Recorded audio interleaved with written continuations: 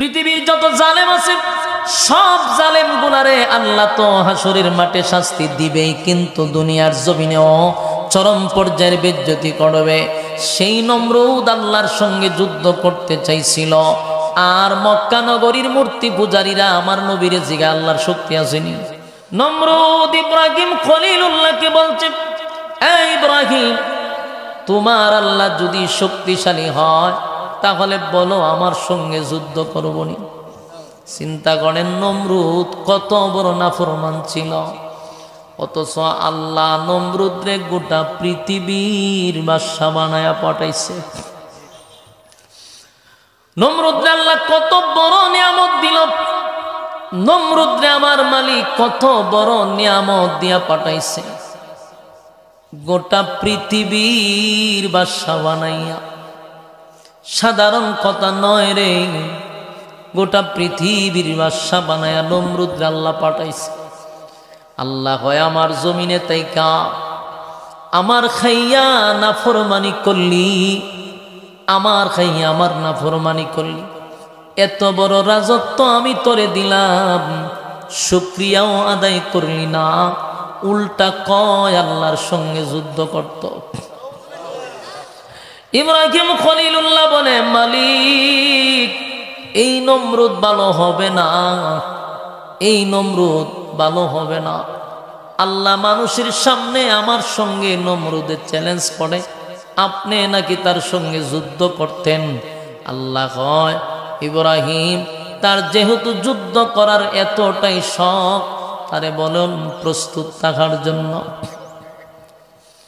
নমরুদ রে বলল, নমরুদ তোরে বহু বুঝাইলাম, আমার মালিকের ব্যাপারে বহু বুঝাইলাম, তুই বুঝলি না, বারবার আমার মালিকের সঙ্গে তুই যুদ্ধ করতে চাস, তাহলে আমার আল্লাহ ঘোষণা দিছে তুই প্রস্তুত থাক।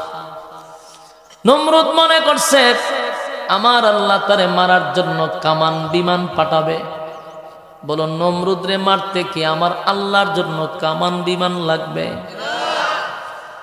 আল্লাহ বলেন, ইব্রাহিম তারে বলো সে যেন প্রস্তুত থাকে। এই নমরুদে করছে কি, তার যত বাহিনী আছে সব বাহিনীর সে প্রস্তুত করছে, লোহার পোশাক পরাইছে, এক দুই জায়গায় নয় 50 কিলোমিটার এরিয়াটা নিয়ে আসে, কিন্তু তার বাহিনী দাঁড় করাইছে। বুঝতেছেন নি কথা? 50 কিলোমিটার কি বাড়ির কাছে? এতটুক জায়গা নিয়ে নমরুদ তার বাহিনী দাঁড় করাইছে, তার মানে তার বাহিনী কোটির কাছাকাছি, কোটি কোটি বাহিনী। কারণ সে তো একটা রাষ্ট্রের বাদশা না, সে হলো গোটা পৃথিবীর বাদশা। গোটা পৃথিবীর বাদশা, বিভিন্ন রাজ্যের থেকে সে বাহিনী নিয়ে আসছে। আল্লাহর সঙ্গে সে যুদ্ধ করবে, এই জন্য লোহার পোশাক পরিধান করাইয়া সমস্ত বাহিনীদেরকে একটা জায়গায় দাঁড় করাইছে। তার কত বড় সাহস, চিন্তা করছে। সৃষ্টিকর্তার সাথে সে যুদ্ধ করত। আল্লাহ বলেন, কত বড় নাফরমান, সে আমার সঙ্গে যুদ্ধ করতে চায়। ইব্রাহিম খলিলুল্লাহ বারবার নমরুদরে বুঝাইছে, কিন্তু নমরুদ বুঝে না। নমরুদ কয়, আমার চেয়ে শক্তিশালী কেউ নাই, আমার চেয়ে শক্তি কারো নাই, আমি তো খোদা। নিজেরে খোদা দাবি করছে। কয়, ইব্রাহিম তোমার খোদার যদি সাহস থাকে বলো আমি নমরুদের সঙ্গে যুদ্ধ করত, দেখবা আমি নমরুদের সঙ্গে ঠিকতে পারবে না। কত বড় মাথা মোড়া! ইব্রাহিম খলিলুল্লাহ বারবার তারে বুঝাইল, কিন্তু বুঝে না। কারণ যাদের কপালে, যাদের কলবে মোহর মাইরা দেওয়া হয়, এরারে ওয়াজ নসিহতে কোনো কাজ হয় না। কথা কন ঠিক নেই? দেখবেন বহু মানুষ আছে সমাজে, গ্রামে গঞ্জে শহরে, মিম্বরে বৈশা ইমাম সাহেব তারে কত বুঝানি বুঝায়, বুঝে না। ওয়াজ মাহফিলে আলেমরা তারে বুঝায়, বুঝে না। এলাকার মুরব্বীরা তারে বুঝায়, বুঝে না। কারণ তার কলবে মোহর মেরে দিছে। কারণ এই পরিমাণ সে শয়তানের গোলামি করছে, করতে করতে নফসটারে ধ্বংস করে দিছে। যার জন্য ভালো কথা তার কানে ঢুকে না, তার কলবের ভিতরে এত মোহর মারছে, যার জন্য কোরআন হাদিসের কথা তার ভালো লাগে না, ইমামের কথা ভালো লাগে না, আলেমদের কথা মজা লাগে না, এলাকার মুরব্বীর কথাও ভালো লাগে না। এই লোকটার কলবে মোহর মারা, এই জন্য তার উচিত হলো সে নিজেই তওবা করে আল্লাহর কাছে সাহায্য চাওয়া, না হয় ধ্বংস হওয়ার সম্ভাবনা আছে। আলহামদুলিল্লাহ, পশ্চিম গোবিন্দপুর বাজুপাড়া বাইতুল মামুর কেন্দ্রীয় জামের মসজিদ ও আসহাবে সুফা হাফিজিয়া মাদ্রাসা হাফেজ ছাত্রদের পাগড়ি প্রদান উপলক্ষে যুব সমাজের উদ্যোগে আয়োজিত আজকের মাহফিল, সম্মানিত যিনি সভাপতি হাফেজ মাওলানা হাবিবুর রহমান সাহেব, সভাপতিত্ব করছেন জনাব মোহাম্মদ শামসুল ইসলাম সাহেব। এছাড়াও আজকের মাহফিলে আলোচনা করেছেন ওলামায়ে কেরাম, অতিথিবৃন্দ, মুআজ্জাজ মুকাররম ওলামায়ে কেরাম, উপস্থিত আছেন যুবক বায়রা, মুরব্বিয়ানে আজম। আওয়াজ যতটুকু দূরে যায় অবস্থানরত পর্দানিশী মা ও বোনেরা, সকলকে আমার অন্তরস্থল থেকে জ্ঞাপন করছি মোবারক। শুকরিয়া আদায় করছি যে দুনিয়ার সমস্ত ব্যস্ততাকে পিছনে রেখে আপনারা দ্বীনের কথা শোনার উদ্দেশ্যে একত্রিত হয়ে আপনারা এখানে বসে আছেন। আলহামদুলিল্লাহ, আল্লাহ রাব্বুল আলামিন আমাদেরকে সুস্থ রাখছে। সুস্থতার সাথে দ্বীনি কিছু কথা শোনার উদ্দেশ্যে বসার সুযোগও করে দিয়েছেন। এজন্য আমরা আবারও শুকরিয়া আদায় করছি আলহামদুলিল্লাহ। লক্ষ কোটি দুরুদ এবং সালাম আল্লাহর সৃষ্টির প্রধান আকর্ষণ জনাবে মুহাম্মদুর রাসূলুল্লাহ সাল্লাল্লাহু আলাইহি ওয়াসাল্লামের উপর। সম্মানিত সুধী, আপনারা ব্যস্ত মানুষ, সবাই যার যার কাজ নিয়ে ব্যস্ত, কিন্তু এখানে মাহফিল হওয়ার কারণে আজকে সব কাজ বাদ দিয়ে এখানে বসছেন। তো বাকি সময়টুকু মোনাজাত পর্যন্ত আপনাদের তাকার নিয়ত আছেন ইনশাআল্লাহ? মোনাজাত পর্যন্ত থাকার এই নিয়তে এখানে বসবেন, রাজি আছেন? দাঁড়ায় যারা আছেন আপনারা আসেননি, কতক্ষণ বইবেন? কথা হয় না। মোনাজাত পর্যন্ত থাকবেন এই মর্মে নিয়ত করে হাত তুলেন যে আমরা মোনাজাত পর্যন্ত আসি। দাঁড়ান না, যারা হাত তুলেন না, কা এখানে যারা হাত তুলতো না, বোঝা গেল ওরা মোনাজাত পর্যন্ত তা হইন না, ফিলান না, এনে একেবারে পুরা পাক্কা বাদা ওই যেখানে খার রয়েছে। আপনারা কিতা করেন? হাত তুলেন, হাত তুলেন, বলে ইনশাআল্লাহ মোনাজাত পর্যন্ত আমরা থাকবো, এই নিয়তে হাত তুলছি ইনশাআল্লাহ। ওয়াদা বরখেলাপ করা কিসের খাসলত? হ্যাঁ, এখন বুঝা শুনে আপনি উঠতেন, আপনি উঠলে ওয়াদা বরখেলাপ করলেন, তো মুনাফিকের খাসলত। এটা কি সম্ভব নি করা? এই জন্য আমরা বসে থাকি। দেখেন আপনারা সবাই তো খানা টানা খাইই পড়ছেন, আর আমি রোয়ানা দিছি আপনাদের মাহফিলের জন্য 11টায়, 1 ঘন্টা 2 ঘন্টা 3 ঘন্টা প্রায় 4 ঘন্টা, 11টায় রোয়ানা দিছি, ফানি এখনো খাইছি না। এখন চিন্তা করেন, প্রচন্ড ওই রাত্রে খাবার খাইছি আর সকালে হালকা নাস্তা করে ঘুমাইছিলাম, তো ঘুমাইছি মাত্র 3 ঘন্টা, আবার আপনাদের এখানের জন্য রওনা দিচ্ছি। তা আমি ক্ষুধার্ত, কিন্তু আপনারা তো ক্ষুধার্ত না, তাহলে আপনারা আওয়াজ দিতেই হবে যে আপনারা তো দুর্বল না, আমি আপনাদের চেয়ে এখন দুর্বল। কিন্তু ওয়াজ চলাকালীন অবস্থায় হ্যাঁ না ঠিক বেঠিক সুবহানাল্লাহ আলহামদুলিল্লাহ বলতে পারবেন ইনশাআল্লাহ। আল্লাহ আপনাদেরকে শক্তি দান করুক, আমিন। সম্মানিত সুধী, আমি আপনাদের সামনে একটা কমপ্লিট সূরা তেলাওয়াত করছি।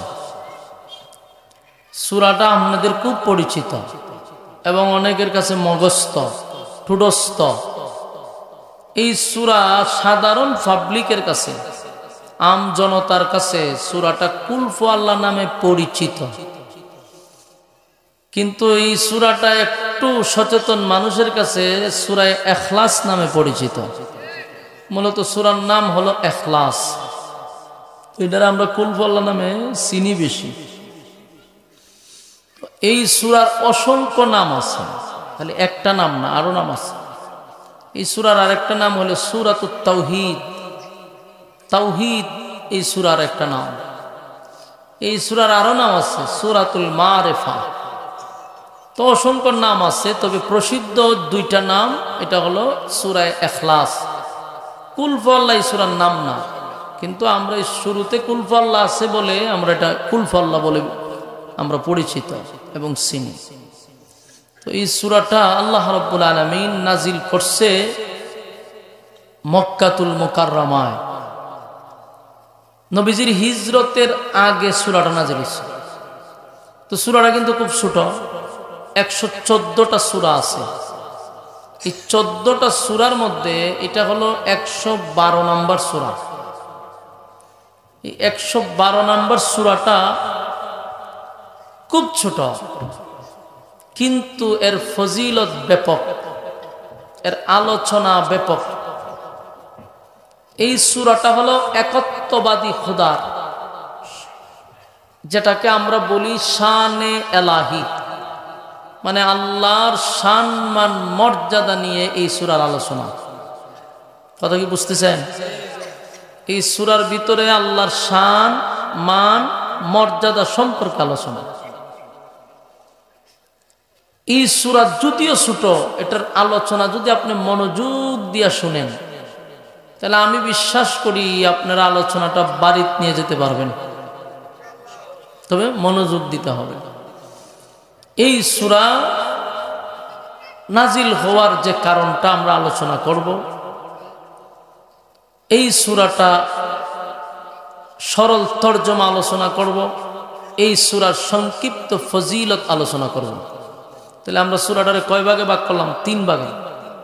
প্রথম ভাগে আলোচনা করব কেন নাজিল করলো সূরাটা। দ্বিতীয় ভাগে আলোচনা করব এর সরল তরজমা। তৃতীয় ভাগে আলোচনা করব এটার ফজিলত। তাহলে আমরা যদি সূরার 3 ভাগে ভাগ করে আলোচনা করি আপনাদের বুঝতে সুবিধা হবে। আসুন প্রথম আমরা আলোচনা করি সূরাটা কেন নাজিল হলো। এই সূরা নাজিল হওয়ার পিছনে একটা বড় ঘটনা আছে। যেমন রাসূল কালেমার দাওয়াত দেওয়ার আগে মক্কাতে আরো 3 দল কালেমার দাওয়াত দিত। এই নয়েজ বন্ধ করেন। আইছে না ডাইরেক্ট আইছে এনে ফ্যান্ডলে কাজ ধরে নিয়েছেন না, আমার নাম দেখছেন না, তা আপনি কেন এখানে মাইকের কাজ করতে আইলেন? নাম শুনলে তো বাদ, আমার তো বড় বড় কোম্পানির লোকে আমার ডরা যে মাইক এবারটা দিতাম না। আর আপনি নিয়ে আইছেন আমার মাইকের দ্বারে, ওই দেখেন হনকিতা করছে, সাউন্ড সব বন্ধ করে দিছে। আপনি বোঝার দরকার ছিল চাচা,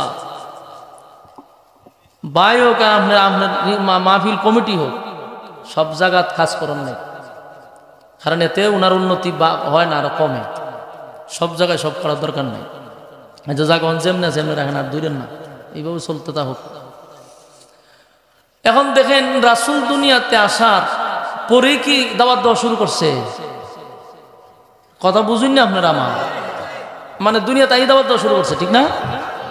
তাই আপনারা যদি চোখ ফিরে রয়েছে, রাসূলের 40 বছর পূর্ণ হওয়ার পরে আল্লাহ কোরআন দিছে রাসূলকে এবং বলছে এখন কালেমার দাওয়াত দেন। কত বছর পরে? 40 বছর। কিন্তু এই 40 বছরও আরো কিছু দল ছিল মক্কাতে, এরা এরার ধর্ম প্রচার করত। যেমন খ্রিস্টান, ইহুদি, মূর্তি পূজারী, এরা এরার ধর্ম প্রচার করত। তো এই 3 দল যে আগের থেকেই ধর্ম প্রচার করত, এরার মধ্যে কোনো দ্বন্দ্ব ছিল না। যেই মাত্র রাসূল কালেমার দাওয়াত দিতে লাগলো, এই 3 দল রাসূলের বিরুদ্ধে দাঁড়ায় গেছে। এখন ঘটনাটা এখানে একটু বোঝার চেষ্টা করে। 3 দলের ধর্ম কি এক না ভিন্ন ভিন্ন? ভিন্ন ভিন্ন। আমার প্রশ্নটা হইল, ভিন্ন ভিন্ন ধর্ম যদি হয় তাহলে এদের মধ্যে তো দ্বন্দ্ব হইছে না, কিন্তু ইসলামের ব্যাপারে 3 দল এক হয়ে গেল কেন? এর মূল কারণ হলো সব বাতিলের গুড়া এক জায়গায়। বাস্তব না বাস্তব? সব বাতিলের গুড়া হইল এক জায়গায়। আপনারা দেখেন বাংলাদেশে একটা সংগঠন আছে, হিন্দু বৌদ্ধ খ্রিস্টান ঐক্য পরিষদ, এটা বাংলাদেশে আছে। হিন্দু একটা ধর্ম, খ্রিস্টান আরেকটা ধর্ম, বৌদ্ধ আরেকটা ধর্ম। তাহলে এই তিন ধর্ম তো এর ধর্ম আলাদা আলাদা, কিন্তু এরা এক হয়ে যাবে বলতে এরা ঐক্য। শুধু ইসলামকে তারা এই ঐক্য পরিষদে রাখে নাই। তখন আমি এটা বুঝলাম যে ১৫০০ বছর আগেও এই তিন দল এক হয়ে গেছিল রাসূলের বিরুদ্ধে, আর ১৫০০ বছর পরেও এই তিন দল এখন ঐক্য পরিষদ হয়েছে, কিন্তু ইসলাম নাই। তার মানে বোঝা গেল সব বাতিলের গুড়া হইল এক জায়গায়, বাতিল সব এক, সব সময়। ধর্ম এদের ভিন্ন হোক, ইসলাম নিয়ে হলো তাদের যত মাথা ব্যথা। এই তিন দল নবীর দিনই কাজে এরা বাধা দিছে, খুব বাধা দিয়া সামনে আটকাইছে, পিছে আটকাইছে যে না, আপনাকে কালেমার দাওয়াত দিতে দিব না, কারণ আপনার জন্মের আগ থেকে আমরা ধর্ম প্রচার করতেছি, আপনার জন্মের আগ থেকে আমরা এই আমাদের ধর্ম প্রচার করে আসতেছি। নতুন করে সমাজ আপনি ধর্ম প্রচার করার কোনো দরকার নেই। কথা কি বুঝতেছেন? এই কথা কয় না, এই সামনে বইয়া কথা কয় হাসে, বিরক্তির যে ১ নম্বর কারণ। একটু সরান, এদিকে নেন, এ বাচ্চাটারে সরান। সামনে কথা কইলে তো মনোযোগ থাকতো না। এখন দেখেন এই তিন দল মিল্লা আল্লাহ রসুলের বাধা দিছে যে আপনার জন্মের আগ থেকে আমরা দিনের দাওয়াত আমাদের ধর্ম প্রচার করতেছি, আপনি কেন নতুন করে সমাজের মধ্যে একটা বিশৃঙ্খলা করতেছেন? আল্লাহ রসুল বললেন যে আপনারা যে দাওয়াত দিতেছেন, আপনাদের ধর্ম আপনারা প্রচার করতেছেন, তো আপনাদের ধর্মের তো কোনো ভিত্তি নাই। আর আমি যে ধর্ম প্রচার করতেছি এটা আল্লাহর একক মনোনীত ধর্ম হইল ইসলাম। আল্লাহর পছন্দনীয় ধর্মের নাম কি? ইসলাম। আর বাকি কোনো ধর্মের কোনো এই পৃথিবীতে কোনো এগুলার কোনো মূল্য নাই, অনর্থক, নিজেদের বানানো ধর্ম। আর ইসলাম হলো আল্লাহ প্রদত্ত, আল্লাহর মনোনীত এবং পছন্দের ধর্মের নাম কি? ইসলাম। এদের বক্তব্য হলো আপনাকে দাওয়াত দিতে দিব না, এতে এরা বাধা দিছে, আন্দোলন করছে, সর্বদিক দিয়া রাসূলের বিরোধিতা তারা কইরা গেছে, কিন্তু কোনোভাবেই রাসূলকে আটকাইতে পারলো না।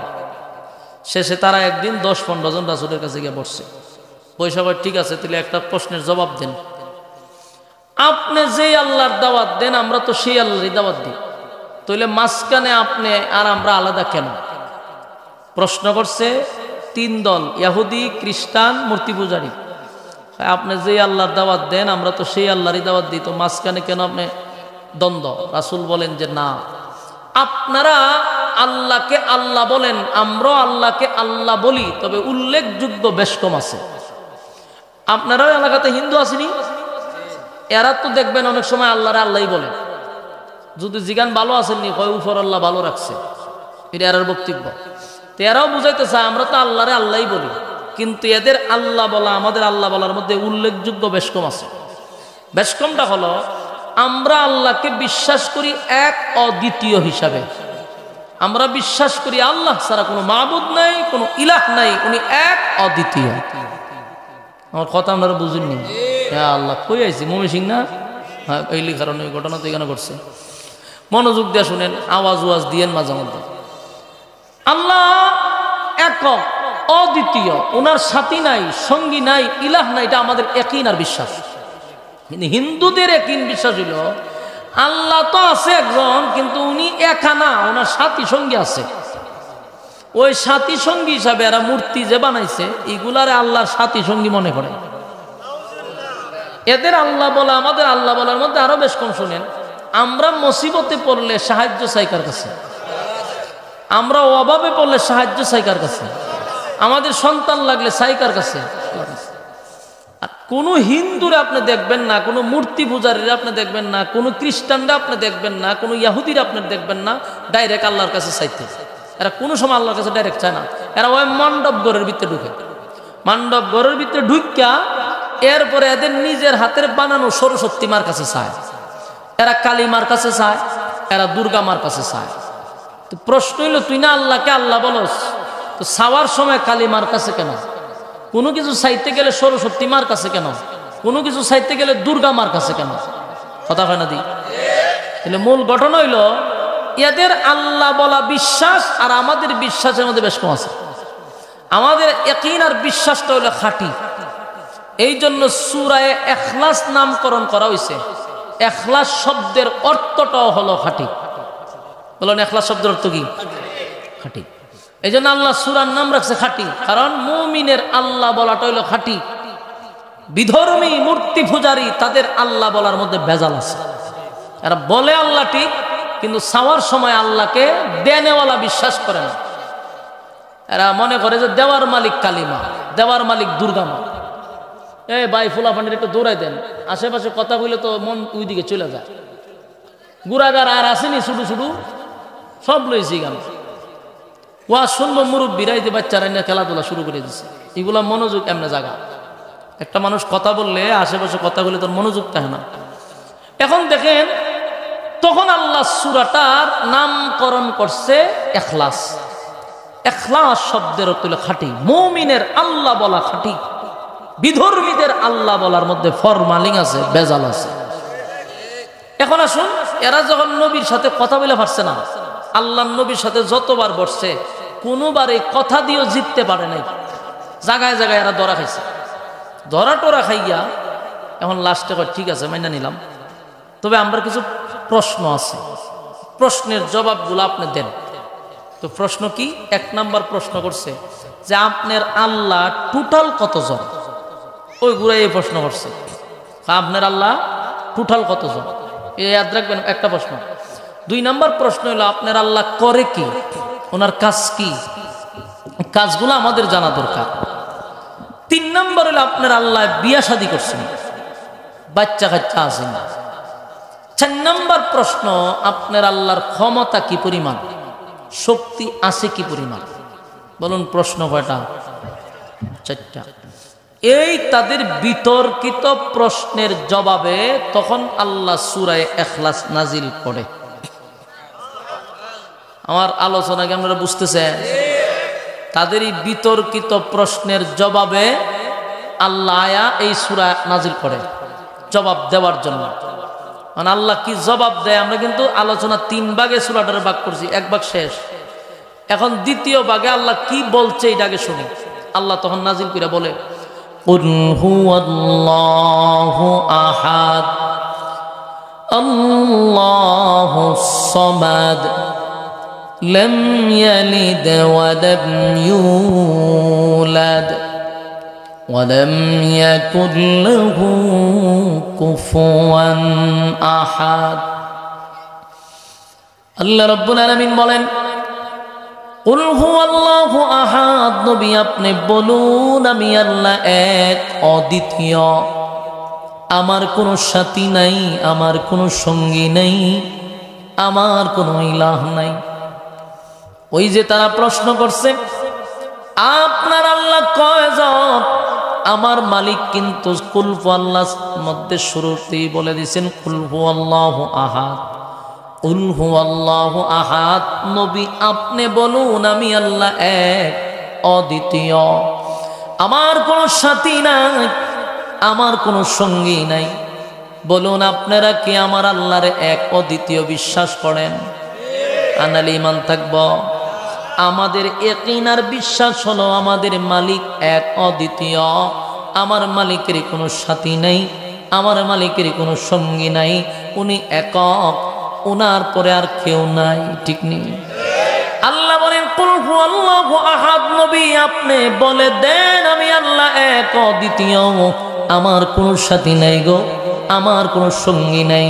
তাহলে তাদের 1 নাম্বার প্রশ্নের জবাব তারা পেয়ে গেল। 2য় প্রশ্ন হলো আপনার আল্লাহ করে কি, আপনার আল্লাহর কাজ কি? আল্লাহ বলেন আল্লাহুস সামাদ, আমি আল্লাহ অমুখাপেক্ষী, আমি কারো উপর ডিপেন্ড করি না, আমি কারো উপর নির্ভর করি না। কুল কায়নাত আমার উপর নির্ভর করে, কুল কায়নাত আমার উপর ডিপেন্ড করে। তাদের 2 নাম্বার প্রশ্ন ছিল আল্লাহ কি করে? আল্লাহ কয় আমি অমুখাপেক্ষী, আমি কারো উপর ডিপেন্ড করি না, আমার উপরে কুল কায়নাত নির্ভর করে। প্রশ্ন গেল কয়টা?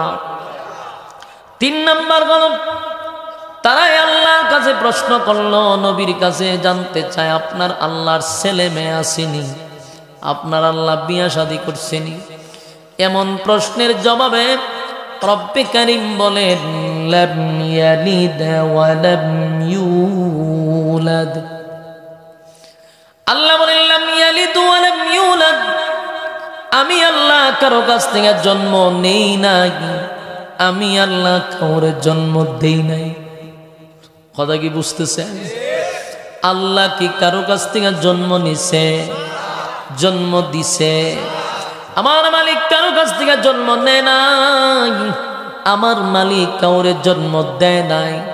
তাহলে মালিক তাদের এই প্রশ্নের জবাবও দিল। কেন তারা এমন প্রশ্নটা করল? কারণ খ্রিস্টানরা 3টা খোদায় বিশ্বাস করে। তারা মনে করে আল্লাহ একজন, আর আল্লাহর বউ হলো মরিয়ম, আর সন্তান হইল ঈসা। নাউজুবিল্লাহ। এই জন্য তারা 3 খোদায় বিশ্বাস করে। তাই খ্রিস্টানরা আমার নবীর এই প্রশ্নটা করছে, আপনার আল্লাহ বিয়া শাদী করছেনি? আপনার আল্লাহর ছেলে মেয়ে আসেনি? আমার আল্লাহ স্পষ্ট বলেন লাম ইয়ালিদ ওয়া লাম ইউলাদ, আমি আল্লাহ কারো কাছ থেকে জন্ম নেই নাই, আমি আল্লাহ কাউরে জন্ম দেই নাই। তাহলে স্পষ্ট জবাব আল্লাহ দিয়া দিল। 3 নম্বর প্রশ্ন হলো, আব্দুল্লাহর পুত্র মুহাম্মদ, আমাদের 3 নম্বর প্রশ্ন হলো, তোমার আল্লাহর শক্তি কি পরিমাণ? আমাদের সঙ্গে লাগলে পারবনি। নাউজুবিল্লাহ কি বাড়ি দিয়া গেল। যুবক মায়েরা, এই প্রশ্নটা করছে মূর্তি পূজারীর পক্ষ থেকে। আগের প্রশ্ন করছে খ্রিস্টানের, এর আগের প্রশ্ন করছে ওই লোকে ইয়াহুদি। তাহলে 3 প্রশ্ন। 4 নম্বর প্রশ্নটা করছে মূর্তি পূজারী। এই মূর্তি পূজারীদের এই প্রশ্নটা, তারা বলে আমার আল্লাহর ক্ষমতা কতটুকু, শক্তি কি পরিমাণ, তাদের সঙ্গে লাগলে পারবনি। অথচ এই কি প্রশ্ন হাজার হাজার বছর আগে ইব্রাহিম খলিলুল্লাহকে নমরুদে করছিল। নমরুদেও মূর্তি পূজারী ছিল। এই নমরুদেও ইব্রাহিম খলিলুল্লাহকে বলছিল, তোমার আল্লাহ আমার সঙ্গে লাগলে পারবনি। নাউজুবিল্লাহ। আর মক্কার মুশরিকরা, মক্কার মূর্তি পূজারীরাও নবীর কাছে একই প্রশ্ন করলো, তোমার আল্লাহ লাগলে আমাদের সঙ্গে পারবনি। তাহলে এই মূর্তি পূজারীদের সঙ্গে নমরুদের সম্পর্ক আছে।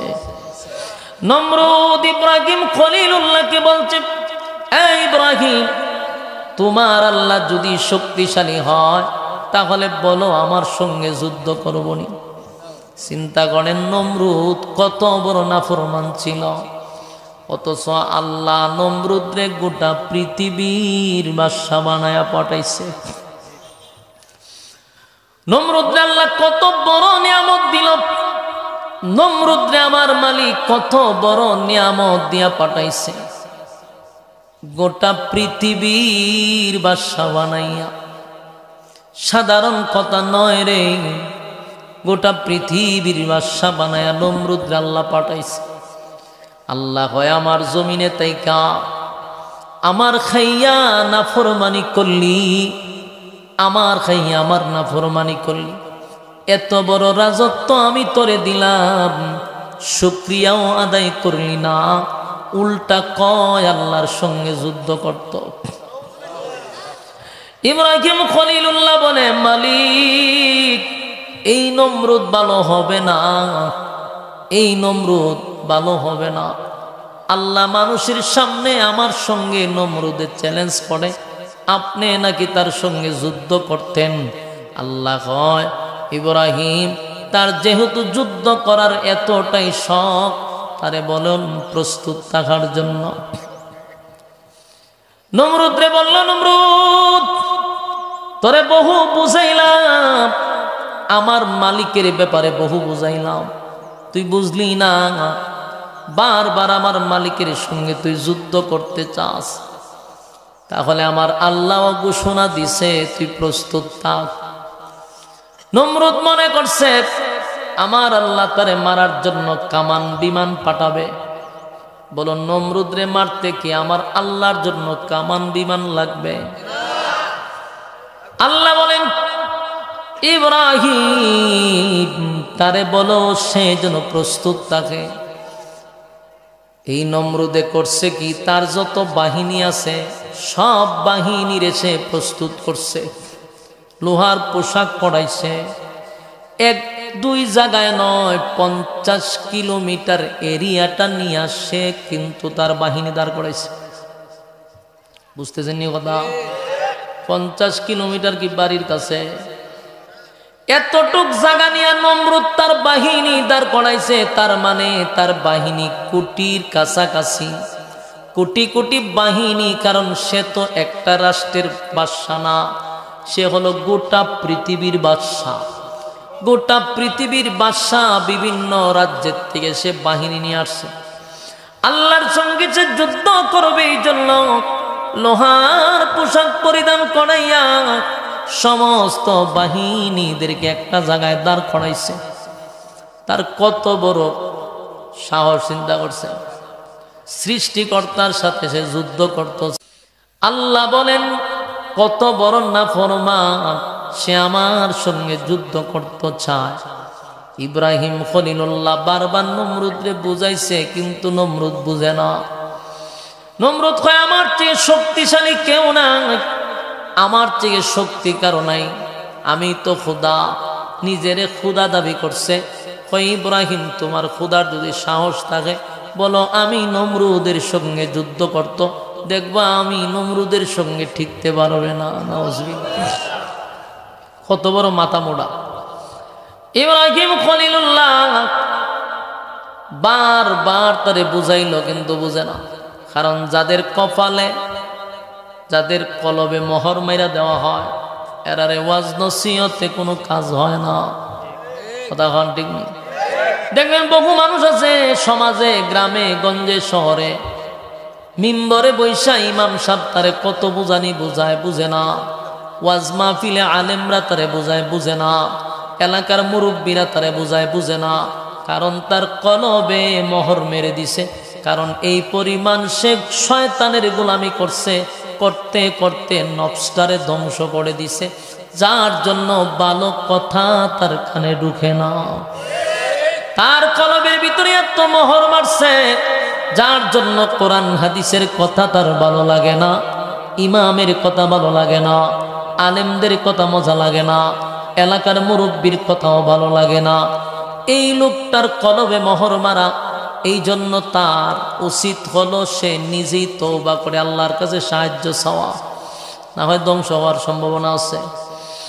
এই যুবক ভাই, নমরুদ নিজের খোদা দাবি করল। খোদা দাবি করে সে তার বরত্ব প্রকাশ করে। হয় আমার যে শক্তি আছে, আমার যে সৈন্যবাহিনী আছে, আমার যে সেনাবাহিনী আছে, এতগুলা বাহিনীর কাছে কেউ দাঁড়াইতে পারবে না। 50 কিলোমিটার এরিয়া নিয়ে যখন তার বাহিনী দাঁড় করাইছে। বর্তমান পৃথিবীর সবচেয়ে বড় শক্তিশালী দেশের নাম হলো আমেরিকা, রাশিয়া, ইরান। সব দেশের সমস্ত বাহিনী যদি আপনি দাঁড় করান, তাও 5 কিলো হইতো না। তখন ঠিক নেই? তাও 5 কিলো হইতো না, সব বাহিনী একসাথে দাঁড়ায়। কিন্তু নমরুদ 50 কিলোমিটার এরিয়া নিয়ে বাহিনী দাঁড় করাইছে। তার কি পরিমাণ বাহিনী!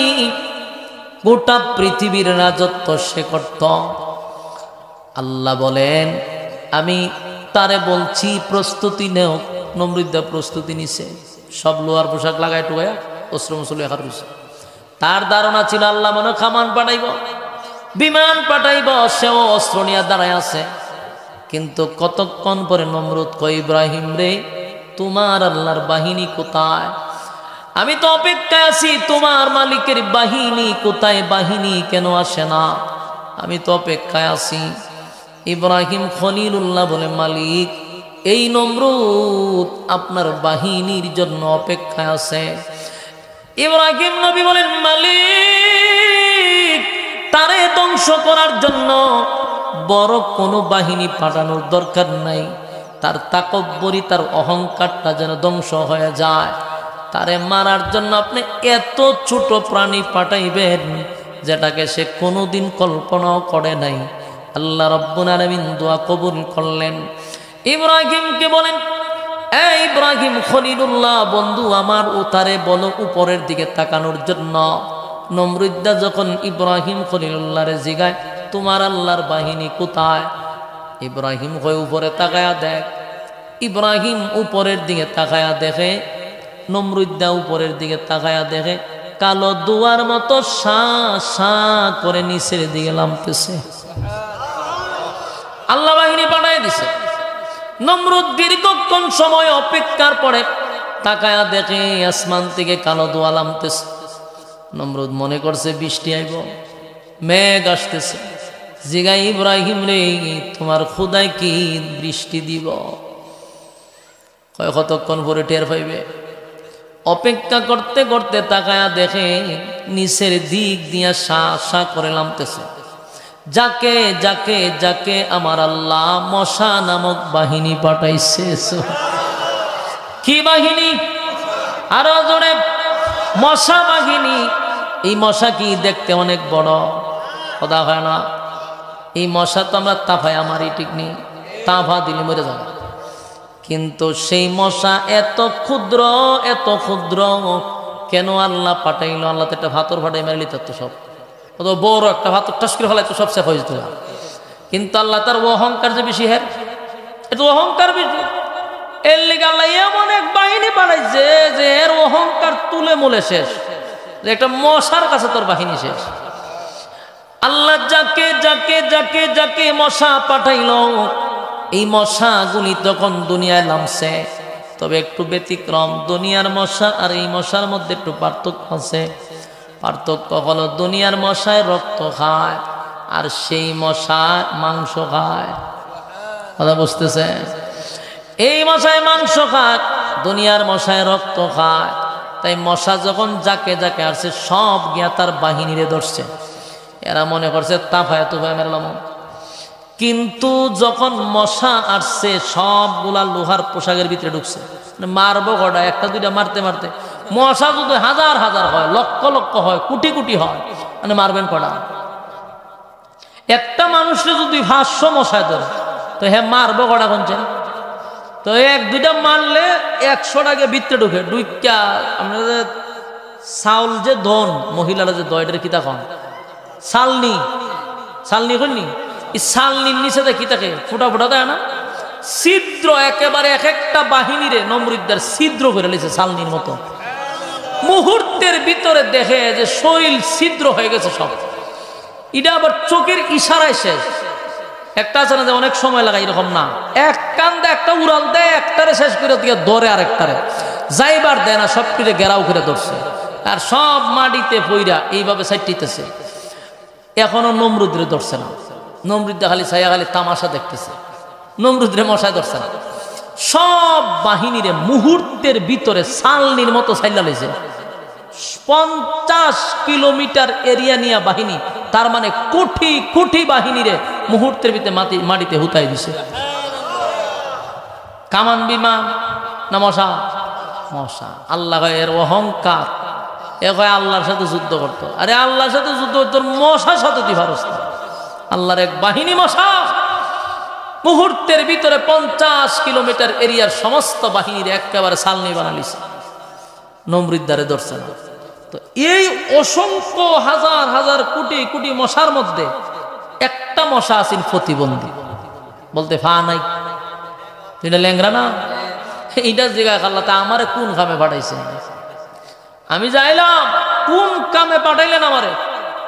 এরাতে এরার অ্যাকশন শুরু করছে, অপারেশন শুরু করে সব মেরা লিছে। আমার তো 2 ফাও নাই, আমি যে বইয়া ঠিক মতো গিয়ে খামড়টা দিব আমারই শক্তিই নাই। তা আমারে কেড়ে পাঠাইলেন আপনি? আল্লাহ কয় তোরে দিয়া বড় কাজ করাম, অপারেশন বড় একটা রয়েছে, যা হয়েছে তো ছোট ছোট। এবার আল্লাহ কয় এই তোরে দিয়া বড় কাজ করাম। এই ল্যাংরা মশার আল্লাহ অর্ডার দিল যে ওই দেখ বম্পাস্টিক মার্কা বড় একটা আছে, না বড় বড়, এই নমরুদ্দার নাকে দিয়া ডুববি, মগজে গিয়া বসবি। নমরুদ এই দৃশ্য দেখিয়া যখন দেখছে তার বাহিনী সব মাটিতে ফিরে গেছে, গা ফিরে সাইটিতেছে, আর মুহূর্তের ভিতরে চেহারাটা চিনার কোনো সুযোগ নাই, কারণ সালনির মতো সাইল লাইছে। আর এই মশা ভিতরে তা ঢুকে পিছন দিয়ে বাইর হয়, বুকে তা ঢুকে ফিটে দিয়ে বাইর হয়। বুঝেন এটার কি পরিমাণ ড্রিল মেশিনের মতো ঘুরায় ঘুরায় একেবারে ভিতরে তোর ফলি ফলি করে একটা বাইরে হয়। তো মুহূর্তের ভিতরে সে নমরুদের এই দৃশ্য দেখা তার আডু কাঁপা শুরু করছে, নিজ ব্যাকল হয়ে গেছে, কি করলাম আর কি হইল, আমি যে এতগুলো অস্ত্র নিয়ে দাঁড়াইলাম, ইটা কি বাহিনী। মুহূর্তের ভিতরে আমার হাজার হাজার লক্ষ লক্ষ দেশের সব বাহিনী শেষ করে নিল। এই দৃশ্য দিকে নমরুদে মারছে দৌড় মাইরে হের সিংহাসনে ডুববার লেগে চেষ্টা করছে। যখন ডুবতো গেছে এর ভিতরে মশা ল্যাংরা মশা খারে গেছে, সামনে সামনে দাঁড়ায় তাক লড়িস না। মশায় কয় আমার দায়িত্ব হইল তোর, যাইতে কো।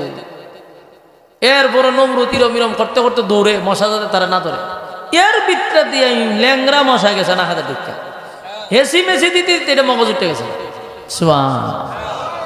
মগজ উঠা কোন তো একটা মশায় এমনি খামড় দিলি কি মারাত্মক, আর এটা যদি মগজও খামড় দেয় উপায় আছে নি।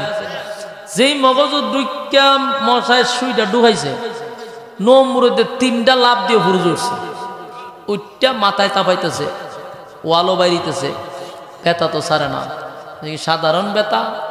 চিৎকার শুরু করছে আর তাপাইতেছে, দৌড়ে আর তাপায়, দৌড়ে আর তাপায়, ব্যথা তো কমে না। এক পর্যায়ে যা পায় তা দিয়া বাইরে, যেটা সামনে ভাইটাতে টাস করে বাড়ি মারে, করতে করতে এক পর্যায়ে জুতা আছে না তো ওইটাতে মারছে বাড়ি। যেই জুতাটা মারছে বাড়ি, জিব্রাইল কয়ে রে প্রতিবন্ধী মশা সুই উড়া, সুই বাড়ি করছে, কয় এখন আর কামড় দিস না। যখন জুতাটা বাড়ি দিব তখন ছেড়ে দিবি, আবার কতক্ষণ পরে আবার ঢুকাইবি, জুতাটা বাড়ি দিলে ছেড়ে দিবি। মূল ঘটনা হলো আল্লাহ রাব্বুল আলামিন এই নমরুদকে চরম পর্যায়ের বেইজ্জতি করার জন্য, লাঞ্ছিত করার জন্য শেষে আল্লাহ তার হাতে জুতা তুলে দিছে। আমার কথা কি বুঝতেছেন? পৃথিবীতে যত জালেম আছে সব জালেমদের শেষ পরিণতি আছে, আর দুনিয়াতে থেকে বিদায় হওয়ার পরে পরকালে জাহান্নামের আগুন দিয়া জ্বালাবে, এটা তো পরে, কিন্তু দুনিয়াতে তার একটা শাস্তি আছে। এটা হলো চরম পর্যায়ের বেইজ্জতি, কথা হয় না, চরম পর্যায়ের অপমান। এই অপমান না কইরা আল্লাহ কবরে নিবে না, কথা কি বুঝতেছে? নমরুদ কতক্ষণ পরে পরে জুতা দিয়া নিজের জুতাদার নিচে বাইরে চিন্তা করতেছে যে অত কিছু দিয়ে বাইরিলাম বেতা ছাড়লো না, জুতাটা বাইরিলে বেতা ছেড়ে দেয়, ঘটনাটা কি? জুতার মধ্যে তো আসলে ওষুধ না, এটা তো আল্লাহর লীলা। এখন জুতা দিয়ে বাইরায়, বাইরিতে বাড়িতে বাড়িতে এক পর্যায়ে নমরুদের হাতে ব্যথা শুরু গেছে। এখন কি করবে? নিজে নিজে আর কত বাড়িত, একজন লোকরে ডাক দিছে যে তুই আমারে কতক্ষণ পরে পরে জুতাটা বাড়ি দিবি, আমি তোরে বেতন দিব। চিন্তা করছে, টেকা দা কিনা জুতার বাড়ি খায়, ওই যে আল্লাহর সাথে মার্কেটিং করছে। এই লোকে কয় সর্বনাশ, এরকম একটা চাকরি তো পাওয়া বড় মুসিবত, এরকম একটা জালেমরে জুতাটা বাড়িতে পারলে তো টেকার কি দরকার। এ আনন্দের সাথে চাকরিটা লইছে, স্যার আমি রেডি। তখন হ্যাঁ আনন্দের সাথে চাকরি লইয়া তো নমরুদে হয় যখন মশায় কামড় দেয় তখন বাড়ি দে, তখন বাড়ি মারে। তো কতক্ষণ পরে পরি বাড়ে। আর মশাও দেখবেন যতগুলা ল্যাংরা আছে, আতুর আছে, লুলা আছে, এই সাইবের লোকগুলো একটু বিতলা থাকে, দেখেন দেখবেন এর ফাও নাই, কিন্তু এখন লাত মারে দিন, লাত মারি ভালাই দিন, তো ফাও নাই কিন্তু এখন লাত মারি ভালাই দিন। আত না থাকলে ও সর দিয়া নাত কানা ফাটাইলেন, হয়নি এরকম। আমরা যখন মাদ্রাসাত করতাম তো একটা ছেলে ফাও আসেনি, কিন্তু এর সাথে একটু কিচ্ছু হইলে হয়তো লাত মারি ফালাই দিব। তা আমরা আগে যদি ফাও নাই তুই লাত মারবে কেমন? তোর যদি ফাও থাকতো তো লাইতিয়া সব হেপসখানার ফুলামান বাইরে ফালাই দিত। তুই পরে বুঝতে পারছি সব বনা আল্লাহ যা করে বালালেই করে, কথা ঠিক নেই, এর ফা নাই এখন লাত মারি দিব। ল্যাংরা মশা তো এটা বিতলায়, আগে একটু ধীরে ধীরে করে শুই ঢুকাইতো, এখন ঘন ঘন চিন্তা করে। আর নমরুদের নাইস শুরু করে, আর হে ও জুতাটা বাইরে শুরু করছে, বাইরে নিয়ে আর বন্ধ নাই। অন যে জুতাটাতে বাইরিতেছে, বেচারা তো শোকে শোকে চাকরি লইছি, কিন্তু একটা সময় এটা এত বিরক্ত হইছে যে খানাও খাইতে পারে না, বাথরুমও যাইতে পারে না, ঘুমাইতেও পারে না, জুতা দেয় এক টাইমে বাড়িতেই হয়। অন হে পড়ছিনি মহা মুসিবত, যারে খানা খাইতেও পারি না, জুতাটা বাড়ি লাগে, বাথরুমে গেলে আমার দৌড়ে না জুতাটা বাড়ি দেয়। অন হে তো প্রথম লইছিল শখে শখে, পরেতে অসুস্থ গেছে। চাকরি ছাড়লে নমরুদ্দা গর্দান নিব, আর চাকরি করলে এমনি মেরে দেবো অসুস্থ হইয়া, ঘুম নাই খানা নাই। শেষে হে কয়তে আমি তো এমন মরুম হেমন মরুম, তো তোরে মাইরা মরুম। এটা হলো তার মনে মনে সিদ্ধান্ত যে না, চাকরি ছাড়লেও মরবো, চাকরি করলেও মরবো, মাছ কেন তোরে লইয়া মরুম, অসুবিধা নাই। জুতার বদলা মুগুর চিনুন না আপনারা? মুগুর লইছে, জুতার বদলা কি লইছে? মুগুর লইয়া বইছে। যখন নম্রত হয়েছে জুতাটা বাড়ি দে, জুতাটা তো মুগুরটা লইয়া যতক্ষণ শক্তি আসে, এত বুঝে যদি বাচ্চা জায়গাতে বিপদ এলে যতটুক শক্তি আছে একটা বাড়ি মারছে মাথার মাঝখানে, মাথাটা এইভাবে দুই ভাগ হয়েছে, মশায় ছায়াতে উঠবে সাদ নাই। তো বিতলা মশা চিন্তা করছে এরকম একটা নোংরা পরিবেশে কি আমার তখন যায় না, এরকম নোংরা পরিবেশে তখন যায় না। মশায় ফোন দিছে জিব্রাইল যে স্যার কি করণ যায়, জিব্রাইলে তোর চাকরি শেষ, আয়াপর ওই মশা গেছে। আর এই ফাঁকে দিয়া নমরুদ্দার কাম শেষ। সুবহানাল্লাহ, বাড়ি দিয়ে হবে। আল্লাহর দুশ্মন এবং আল্লাহর সাথে গাদ্দারি যারা করতে চায় এদের শেষ পরিণতি চরম পর্যায়ের বেইজ্জতি। পৃথিবীর যত জালেম আছে সব জালেম গুলারে আল্লাহ তো হাসরের মাঠে শাস্তি দিবেই, কিন্তু দুনিয়ার জমিনেও চরম পর্যায়ের বেইজ্জতি করবে। সেই নমরুদ আল্লাহর সঙ্গে যুদ্ধ করতে চাইছিল, আর মক্কা নগরীর মূর্তি পূজারীরা আমার নবীর জিগা আল্লাহর শক্তি আসেনি, আমরা সাথে লাগলে পারবো নি। আমার যুবক ভাইরা, আমরা উঠুন কেরো বই না কেরে, আজান করার সময় আজান ফিরেছে আর তো চলো একসাথে উঠবেন, অসুবিধা কি তা বোন, একসাথে উঠবেন। আটো চলতো নি লড়িন না বোন, আজান পড়লে যাইবেন না আরো পরে। এক কথাগুলি মনোযোগ দিয়ে দেন। আল্লাহ রাব্বুল আলামিন বলেন, তারা প্রশ্ন করছে আপনার আল্লাহর শক্তি কতটুক। রব্বে কারীম বলেন, ওয়ালাম ইয়াকুল লাহু কুফুয়ান আহাদ। আল্লাহ বলেন আমার সমতুল্য কেউ নাই, আমার সমতুল্য কেউ নাই। তাহলে বলুন তারা প্রশ্ন করছিল কয়টা? আরো জোরে। চারটা প্রশ্নের জবাব কিন্তু আল্লাহ দিয়া দিল। এক নাম্বার প্রশ্ন, আপনার আল্লাহ কতজন? আল্লাহ বলেন কুল হুয়াল্লাহু আহাদ, আমি নবী আমি আল্লাহ একক অদ্বিতীয়। আল্লাহুস সামাদ, আমি অমুকাফিক্কি, আমার কোনো ইলাহ নাই। আমি অমুকাফিক্কি, আমি কারো উপর ডিপেন্ড করি না, আমি কারো উপর নির্ভর করি না। লাম ইয়ালিদ ওয়া লাম ইউলাদ, আমি আল্লাহ কারো কাছ থেকে জন্ম নেই নাই, আমি আল্লাহ কাউরে জন্ম দেই নাই। ওয়ালাম ইয়াকুল লাহু কুফুয়ান আহাদ, আমার সমকক্ষ কেউ নাই। তাহলে বলুন এই চার প্রশ্নের জবাব পাইছিনি? সরল তর্জমাটা আপনারা শুনতে পারছেন। তাহলে আলোচনা কয় ভাগের শেষ হইল? 2 ভাগ শেষ। আমরা নাজিলের কারণও জানলাম, এই সূরায় আল্লাহ কি নাজিল করলো সেটাও শুনলাম।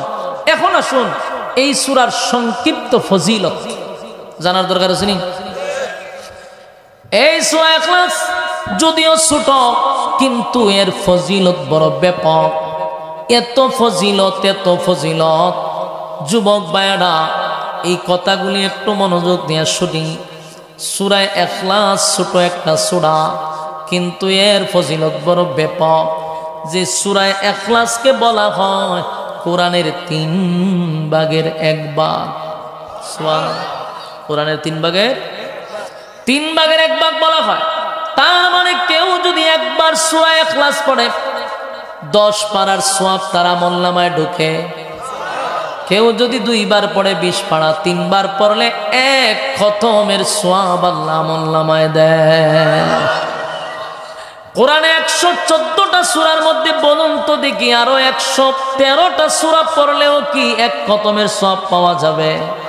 কিন্তু এই সূরা 3 বার পড়লে আমার আল্লাহ বলেন আমি তোমার আমলনামায় 1 খতম দিয়া দিব। এই যুবক ভাই, কোরআন আমাদের জন্য একটা নিয়ামত। কোরআন আল্লাহ আমাদের নবীর কাছে পাঠাইছে উম্মতি মুহাম্মদের জন্য বড় নিয়ামত। কিন্তু আমরা যখন দুনিয়ার থেকে বিদায় হয়ে যাব, পরকালে যখন আল্লাহ আমাদেরকে আবার দাঁড় করাবে হিসাব নেওয়ার জন্য, তখন আমলনামায় দেখবে বান্দারে একটা খতমের সওয়াব তোর আমলনামায় নেই। এই যে এখানে আপনার এতগুলা মানুষ বসেছে, বলুন এখানে এমনও মানুষ আছে জীবনে 1 খতম কোরআন দেখে দেখে পরেও দিতে পারে নাই। আমার আছে না? না আওয়াজে বোঝা সব আল্লাহর ওলি লইয়া ঘুরিছি আমি। এখানে এমন মানুষ আছে, এমন মানুষ কি এখানে 96 না 97% মানুষ আছে এখনো কোরআনের খতমে দিছে না। দেখা দেখা এটা 96 না 97, 3% বাকি রাখছে আমি, কারণ আলেম ওলামারা আছে। 3% বাদ রেখে বাকি 97% লোক আছে দেখা দেখা শুদ্ধভাবে এক খতম কোরআন এখনো জীবনে দিতে পারে নাই। এখন আমার প্রশ্ন হলো, হাসরের মাঠে যখন আপনাকে আল্লাহ দাঁড় করাবে, তখন আপনাকে যদি বলা হয় বান্দারে কোরআন তো তোদের কাছে একটা নিয়ামত স্বরূপ পাঠাইছিলাম, আদম নবীর কাছে কোরআন পাঠাই নাই, নূহ পয়গম্বরের কাছে কোরআন পাঠাই নাই, বান্দা তোদের কাছে পাঠাইলাম, তোর এই হায়াতের জিন্দেগিতে একটা খতম তুই দিতে পারলি না, সেদিন আল্লাহর কাছে কি জবাব দিব? আল্লাহ বলবে বান্দা এই কোরআন কোন নবীরে দেই নাই, আমার নবীর কাছে কোরআন পাঠাইলো, উম্মত তুই কোরআন পাইলি, কোরআন সবচেয়ে বড় একটা নিয়ামত, কিন্তু কোরআন পাওয়ার পরেও একটা খতম দিতে পারলি না, হাসরের মাঠে কি জবাব দিবেন?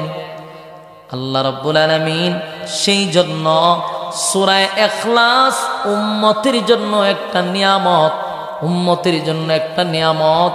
এই সূরা নাজিল হওয়ার পরে অনেক সাহাবীরা খুশিতে আনন্দে লাফাইতেছিল আর বলতেছিল এই সূরা ইখলাস আমাদের জন্য এক নিয়ামত। জুরে কম সুবহানাল্লাহ। কেন নিয়ামত বলল? অনেক সাহাবীরা তখন বলতে লাগলো যেই সূরা 3 বার পড়লে একটা খতম সওয়াব পাওয়া যায় রে, এই সূরা তো আমাদের জন্য নিয়ামত। কারণ আপনি যদি প্রতিদিন 3 বার করে পড়েন, প্রতিদিন 3 বার করে পড়লে এক খতম, 3 বার পড়লে এক খতম। আপনি যদি ডেইলি পড়েন তাহলে বছরে 365 দিন, 365 দিনে 365টা খতম।